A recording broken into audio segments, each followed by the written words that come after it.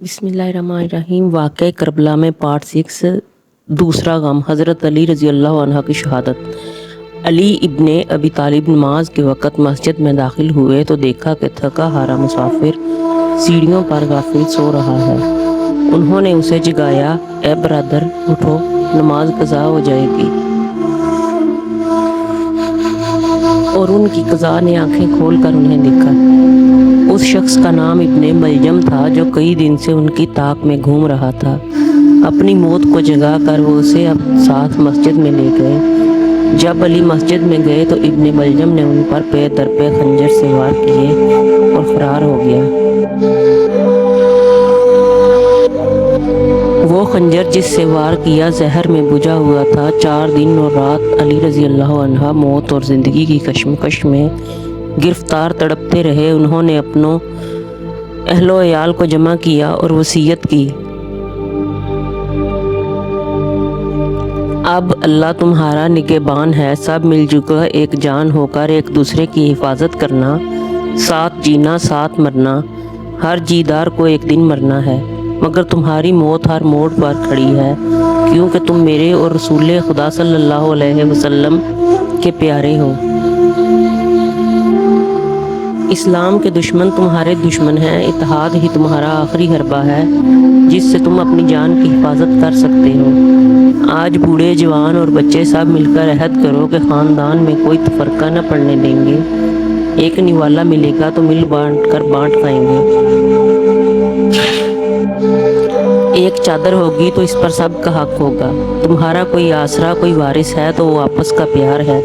इत्तेहाद और एक दूसरे के लिए कुर्बानी अपना शेवा बना लो। मौत तुम्हारे पीछे लगी है, इंतज़ार करोगे तब भी आएगी। इससे दूर भाग कर न जा सकोगे कि मौत हर जानदार का मुकद्दर है। इसलिए मौत से डर कर कभी ज़मीर का सौदा न करना। अपने कुंबे की इज़्ज़त करो कि कुंबा तुम्हारा वो पंख है जिससे तुम उड़ते हो, वो दस्तो बाजू है जिससे तुम मसाइब का मुकाबला कर सकते हो। उन लोगों की कदर करना जो सच्चाई की खातिर कड़ी से कड़ी मुसीबत झील जाते और गुनाह में तुम्हारा साथ नहीं देते। इसके बाद अपने बच्चों का हाथ अपने बड़े बेटे हसन के हाथ में थमाया। सिर्फ अबुल फजल अब्बास को हुसैन के सुपुर्द किया और कहा, हुसैन ये तुम्हारा छोटा भाई है, मैं इसे तुम्हारे सुपुर्द करता हूँ। इसे अपना गुलाम समझना और वो सब कुछ देने की कोशिश करना जो मौत ने मुझे देने की मोहलत न दी। अबुल फजल अब्बास की वालदा रोने लगी और बोली, मौला अब्बास से क्या कसूर हुआ कि इसे आपने अपने जानशीन बड़े बेटे हसन रज़ी अल्लाह अन्हु का सुपुर्द नहीं किया। कायदे से इन्हें इसका ज़ामिन होना चाहिए। अली रज़ी अल्लाह अन्हु और हुसैन रज़ी अल्लाह अन्हु एक दूसरे के लिए पैदा हुए हैं। अब्बास रज़ी अल्लाह अन्हु हुसैन से ज़्यादा मानूस है। मेरा दिल कहता है इन दोनों को हमेशा एक दूसरे की ज़रूरत पड़ेगी। फिर अब्बास रज़ी अल्लाह अन्हु से कहा, हुसैन तुम्हारे बड़े भाई हैं, मगर इन्हें मेरी जगह समझना, अपना आका समझना, इनके नक्शे कदम पर चलने की कोशिश करना, साया की तरह उनके साथ रहना, उनके लिए अपनी जान से भी गुरेज न करना। ज़ैनब अपने जाँ बिलब बाप की पट्टी पर रुखसार टिकाए 4 दिन से आंसू बहा रही थी। उन्होंने इनका हर लफ्ज़ दिलो दिमाग पर मनकश कर लिया। अली बिन अबी तालिब की तकलीफ़ बढ़ती गई, मगर दिमाग आखिरी वक्त तक बराबर निश्तर की तरह काम करता रहा। अपने नाना की उम्मत के साथ बेवफाई न करना, धोखा न देना, अपनी फलाह के लिए इन्हें गुमराह न करना। अवाम मासूम है, मजबूर हैं। अगर कभी नादानी में या जान के डर से तुम्हारे साथ बेवफाई करें तो माफ़ कर देना, बदज़न न होना। इनके जिस्मों को नहीं, दिमागों और दिलों को फतह करने की कोशिश करना। तुमने देखा है मुझे लोगों ने कितने दुख दिए। ये दुख, परेशानियां और आराम ही मैं तुम्हें विरसा में देकर जा रहा हूँ। ये दुख बढ़ते ही जाएंगे। लोग दिन ब दिन मखबूतुल हवास होते जा रहे हैं। आखिरत को भूल कर दुनिया की लालच बढ़ रही है। कुव्वते फैसला दिगरगूं है। हराम हलाल हो गया है। अक्लमंद और दाना अपनी खैर मना रहे हैं। जालिम आपस में समझौता करके मासूमों की बेखनी कर रहे हैं। आपस में फूट डालकर अपना काम बना रहे हैं। दीन के मीनार ढह रहे हैं। हिकमत का पानी खुश्क हो रहा है। बेवकूफ़ों की ज़ुबानें खुल रही हैं। عقل مند ہم خود ہیں، شر پسند کرتا دھرتا بنے بیٹھے ہیں، حرام کی روٹی زیادہ لذیذ ہو گئی ہے، رشوت کو تحفہ کہا جاتا ہے، شراب کو انگور کا رس۔ ایسی صورت میں صرف اتحاد تمہیں بچا سکتا ہے۔ یاد رکھو، جو بھیڑ اپنے گلے سے کٹ جاتی ہے اسے بھیڑیا کھا جاتا ہے۔ پھر باری باری سب کو پیار کیا، سینے سے لگایا، تکلیف بڑھتی گئی، مگر ضبط کا دامن ہاتھ سے نہ جانے دیا۔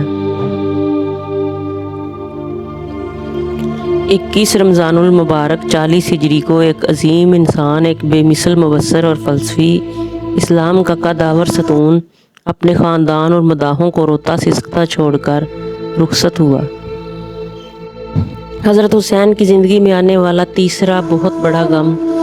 حضرت علی رضی اللہ عنہ کی شہادت کے بعد امام حسن رضی اللہ عنہ ابن علی صرف 6 ماہ خلیفہ رہے۔ عجب کشمکش میں گرفتار تھے، لوگ گروہوں میں بٹ کر خون و خچر پر تلے ہوئے تھے، اسلام کے پرخچے اڑنے کے آثار پیدا ہو گئے۔ ادھر امیر معاویہ نے ایک لشکر جرار لے کر چڑھائی کر دی۔ خون خرابے سے بچنے کے لیے امام حسن رضی اللہ عنہ نے صلح کر لی۔ وہ لوگوں کے اصرار سے خلافت اپنے ہاتھوں میں لینے کے لیے تیار ہو گئے تھے۔ اب جو مسلمان کا خون مسلمانوں کے ہاتھوں بہنے کا وقت آیا تو وہ دستبردار ہو گئے۔ نہ تو ان کے پاس اتنی فوج تھی، نہ اس فوج پر بھروسہ تھا، نہ اس فوج کا بار اٹھانے کے لیے دولت کے انبار تھے، سامان جنگ بھی ناکافی تھا۔ امیر معاویہ کے زمانے میں اسلام کی ظاہری صورت اتنی کری نہ ہوئی تھی کہ ان سے سمجھوتا کرنے میں غلطی کا اندیشہ ہوتا۔ ایوب بے شک پیدا ہو گئے تھے، مگر ان پر پردہ پڑا ہوا تھا، انہیں صرف اہل نظر ہی پہچان سکتے تھے۔ یہ سیاسی باریکیاں عوام تک پہنچانے کا کوئی ذریعہ نہ تھا، چپا چپا پر مطلب پرستوں کا قبضہ تھا۔ مخالف فوج اتنی زبردست اور ظالم تھی کہ امام حسن کی فوج کو بڑی آسانی سے کاٹ کر پھینک دیتی۔ ان سے ٹکر لینا خودکشی تھی اور اس قتل عام کی ذمہ داری امام حسن پر آتی تھی۔ چند شرائط پر سمجھوتا ہو گیا۔ اول یہ کہ امام حسن رضی اللہ عنہ کے طرف وفاداروں کو ایذا نہ پہنچائی جائے، ان سے حق شہریت نہ چھینا جائے، انہیں عام انسان کی طرح زندگی کا حق دیا جائے۔ دوئم یہ کہ امیر معاویہ اپنے بعد اسلام کی بنیادی رسم یعنی آزاد انتخاب کا کھلا موقع دیں، اپنا ولی عہد کسی کو مقرر نہ کریں۔ اور بھی چند شرائط تھیں، مگر امیر معاویہ نے وقتی طور پر سب منظور کر لیں، بعد میں کسی پر عمل نہ کیا۔ علی رضی اللہ عنہ اور ان کے بیٹے کی طرفداروں کو چن چن کر ختم کیا جانے لگا اور آگے چل کر آزاد چناؤ کا سلسلہ بھی ختم کر دیا۔ خلافت سے دستبردار ہو کر حسن ابن علی کوفہ سے مدینے آ گئے، کیونکہ وہاں کسی کی زندگی محفوظ نہ تھی۔ حالانکہ اب حکومت سے انہیں کوئی واسطہ نہ تھا، مگر امیر معاویہ کے دل کو کھٹکا لگا تھا کہ اگر حسن سے پہلے انہیں موت آ گئی تو لوگ فوراً حسن کو خلیفہ چن لیں گے۔ پھر خلافت بنو امیہ کے ہاتھوں سے نکل کر بنی ہاشم کے ہاتھوں میں چلی جائے گی اور ان کے بیٹے یزید کو تخت و تاج نہ مل پائے گا۔ اس سمجھوتے سے امام حسن رضی اللہ عنہ کی مقبولیت کو بہت ٹھیس لگی اور یہ خطرہ کم ہو گیا تھا کہ حسن کی پکار پر لوگ لبیک کہہ کر ان کے گرد پھر سے جمع ہو جائیں گے۔ پھر بھی علی رضی اللہ عنہ خیبر شکن کے بیٹے تھے، رسول اللہ صلی اللہ علیہ وسلم کے نواسے تھے، ان کا وجود کوفت کا سامان بنا ہوا تھا۔ اب بھی لوگوں کی نظریں ان کی طرف اٹھتی تھیں، اس لیے وہ انہیں اپنے راستے سے ہٹا دینا چاہتا تھا۔ امام حسن رضی اللہ عنہ کی ایک بیوی کوفہ کی تھیں جن کا نام جادہ تھا۔ خفیہ طور پر انہیں شیشے میں اتارا گیا، ان سے وعدہ کیا کہ اگر وہ کسی طرح امام حسن کو ختم کرنے میں کامیاب ہو جائیں تو انہیں 1,00,000 دینار دیں گے اور ان کی شادی یزید سے کر دی جائے گی۔ یزید کے حسن مردانہ کے چرچے تھے، اور پھر کون ایسی عورت ہوگی جو خلیفہ وقت کی بہو بننے کا خواب نہ دیکھتی ہو۔ جادہ ان کے بہکاوے میں آسانی سے آ گئی۔ اس نے کھانے میں زہر ملا کر امام حسن کو کھلا دیا، کیونکہ وہ اس پر بہت بھروسہ کرتے تھے۔ زہر اتنا تیز تھا کہ اسی وقت ان کی طبیعت بگڑنے لگی، خون کی قے ہوئی اور جسم نیلا پڑ گیا۔ گھر میں ایک کوہرام مچ گیا، سارا کنبہ جمع ہو گیا۔ انہوں نے چھوٹے بھائی حسین رضی اللہ عنہ کو بلا کر کہا، یوں تو مجھے کئی بار زہر دیا گیا ہے، لیکن اس بار بہت قاتل زہر ہے، میرا وقت آ گیا ہے۔ بتائیے بھائی، آپ کو کس نے زہر دیا؟ اسے سزا دی جائے گی، جو ہونا تھا ہو گیا۔ کسی کو سزا دینے کے لیے ثبوت چاہیے اور میرے پاس کوئی ثبوت نہیں۔ یہ قاتل تو میرے اصلی قاتل کا صرف اعلی کار ہے۔ اصلی قاتل تک ہماری پہنچ نہیں، اس بات کو یہیں ختم کر دو، خواہ مخواہ بات بڑھے گی۔ میرے ساتھ تمہاری جان کے بھی لالے پڑ جائیں گے، معصوم گرفتار کیے جائیں گے، گناہ گار صاف چھوٹ جائیں گے۔ بس اب تو میری یہ آرزو ہے کہ مجھے نانا جان کے پاس دفن ہونے کی سعادت مل جائے۔ تم اجازت لے لو، اگر لوگ مخالفت پر تل جائیں تو خدا کے لیے میرے واسطے فساد نہ کرنا۔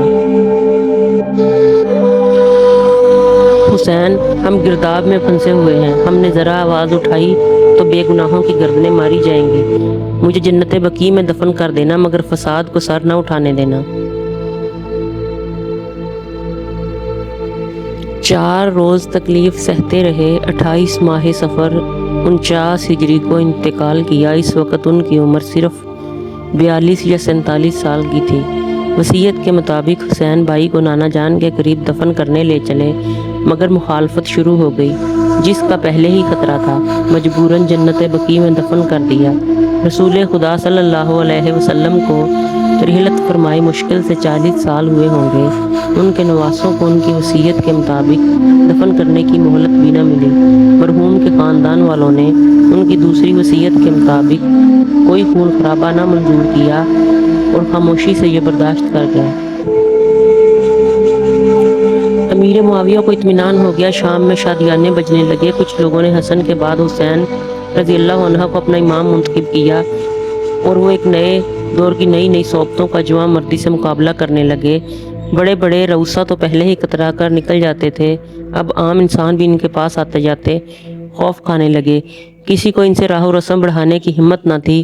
چاروں طرف جاسوس چھوڑے ہوئے تھے، جو ان کے آس پاس نظر آتا وہی کسی نہ کردہ جرم میں دھر لیا جاتا۔ کوچا کوچا سرکاری سپاہی گھومتے پھرتے، جسے چاہتے پکڑ کر کسی عذاب میں پھنسا دیتے۔ نہ ان کی داد تھی نہ فریاد۔ لوگ دبکے ہوئے اپنی جانوں کی خیر منا رہے تھے۔ جب ظلم اس قدر طاقت پکڑ جاتا ہے تو عوام پر ایک عجیب سی مفلوج کن دہشت سی بیٹھ جاتی ہے۔ بے رحم طاقت کے آگے لوگ سہم جاتے ہیں۔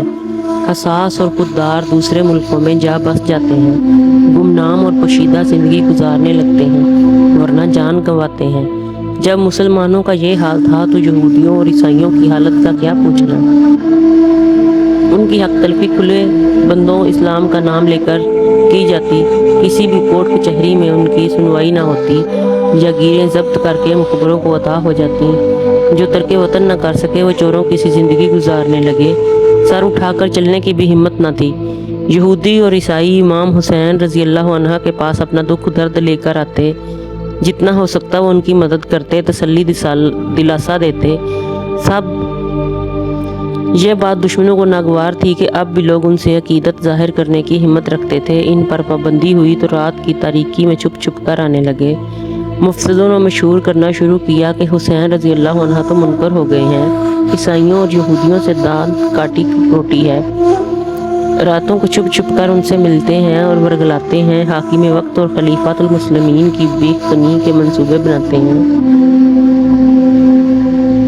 مگر حسین رضی اللہ عنہ خاموش رہے۔ وہ خوب جانتے تھے کہ بڑے بھائی کے بعد ان کی باری ہے، کوئی موقع نہیں دیتے تھے۔ اپنی اور اپنے خاندان کی پوری حفاظت کرتے تھے۔ گوشہ نشین ہو گئے تھے، زیادہ تر وقت مطالعہ میں گزارتے تھے اور بچوں کی تعلیم کی طرف متوجہ تھے۔ پورا خاندان ایک بند مضبوط مٹھی کی طرح جڑا ہوا تھا۔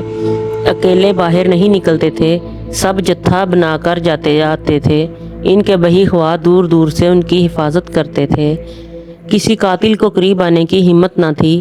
لوگوں کے دلوں میں اب بھی حسین رضی اللہ عنہ ابن علی کا خاندان ایک مضبوط قلعہ کی طرح تھا، جس کا ہر فرد چوکنا تھا۔ وہ روز سب کو جمع کر کے حالات زمانہ پر بحث مباحثہ کرتے۔ تنگی ترشی بھی تھی، فاقے بھی ہو جاتے، مگر پیشانی پر بل نہ آتے۔ اسی طرح وقت گزرتا گیا، سال بیتتے گئے۔